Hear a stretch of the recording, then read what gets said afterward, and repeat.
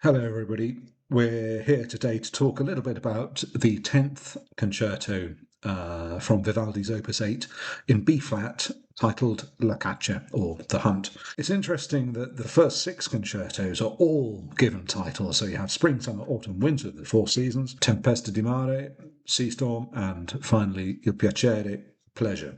In the second book, Concertos 7 to 12, it's only Concerto 10, La Caccia, that bears a title. This is quite interesting given the overall title that Vivaldi supplied for the collection, Il cimento dell'armonia e dell'invenzione, if you like, the fusion of harmony and invention. Invenzione, or inventio, to give it its Latin title, is actually a rhetorical tool used by composers and painters and anybody to do with the arts in order to sort of inspire them to whatever it is they're creating. The slow movement of Spring, Vivaldi sets it in C sharp minor, which is melancholic, which goes with the figure of the dog barking, the dog being the attribute of melancholy. It's all rather clever.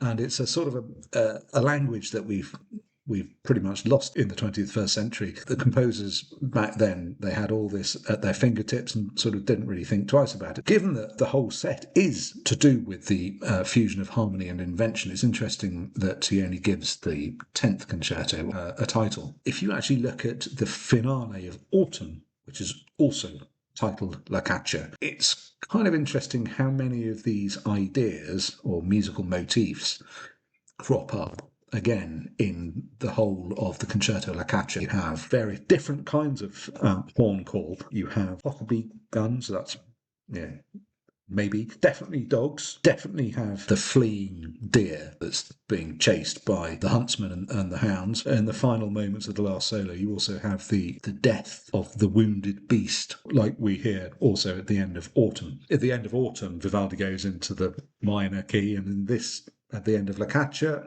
he goes swiftly from B flat major into B flat minor. Basically, he dispatches the deer, goes back into B flat major for the last ritornello. Just because there aren't captions in the concerto doesn't mean that you can't work out what might be going on. Have a listen, see if you agree. Cheers, bye.